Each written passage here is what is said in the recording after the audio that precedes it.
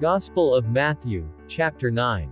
And he entered into a ship, and passed over, and came into his own city. And, behold, they brought to him a man sick of the palsy, lying on a bed. And Jesus, seeing their faith, said unto the sick of the palsy, Son, be of good cheer, thy sins be forgiven thee. And, behold, certain of the scribes said within themselves, This man blasphemeth. And Jesus, knowing their thoughts, said, Wherefore think ye evil in your hearts? For whether is easier, to say, Thy sins be forgiven thee, or to say, Arise, and walk? But that ye may know that the Son of Man hath power on earth to forgive sins, then saith he to the sick of the palsy, Arise, take up thy bed, and go unto thine house. And he arose, and departed to his house. But when the multitudes saw it, they marveled, and glorified God, which had given such power unto men. And as Jesus passed forth from thence, he saw a man, named Matthew, sitting at the receipt of custom, and he saith unto him, Follow me. And he arose, and followed him. And it came to pass, as Jesus sat at meat in the house, behold, many publicans and sinners came and sat down with him and his disciples.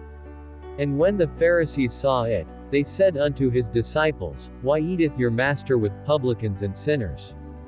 But when Jesus heard that, he said unto them, They that be whole need not a physician, but they that are sick. But go ye and learn what that meaneth, I will have mercy, and not sacrifice, for I am not come to call the righteous, but sinners to repentance. Then came to him the disciples of John, saying, Why do we and the Pharisees fast oft, but thy disciples fast not? And Jesus said unto them, Can the children of the bridechamber mourn, as long as the bridegroom is with them? But the days will come, when the bridegroom shall be taken from them, and then shall they fast. No man putteth a piece of new cloth unto an old garment, for that which is put in to fill it up taketh from the garment, and the rent is made worse. Neither do men put new wine into old bottles, else the bottles break, and the wine runneth out, and the bottles perish, but they put new wine into new bottles, and both are preserved. While he spake these things unto them, behold, there came a certain ruler, and worshipped him, saying, My daughter is even now dead. But come and lay thy hand upon her, and she shall live. And Jesus arose, and followed him, and so did his disciples. And, behold, a woman, which was diseased with an issue of blood 12 years, came behind him, and touched the hem of his garment, for she said within herself, If I may but touch his garment, I shall be whole.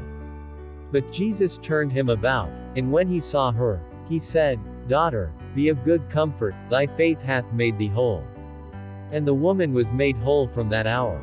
And when Jesus came into the ruler's house, and saw the minstrels and the people making a noise, he said unto them, Give place, for the maid is not dead, but sleepeth. And they laughed him to scorn. But when the people were put forth, he went in, and took her by the hand, and the maid arose. And the fame hereof went abroad into all that land. And when Jesus departed thence, 2 blind men followed him, crying, and saying, Thou Son of David, have mercy on us. And when he was come into the house, the blind men came to him. And Jesus saith unto them, Believe ye that I am able to do this? They said unto him, Yea, Lord. Then touched he their eyes, saying, According to your faith be it unto you. And their eyes were opened, and Jesus straitly charged them, saying, See that no man know it.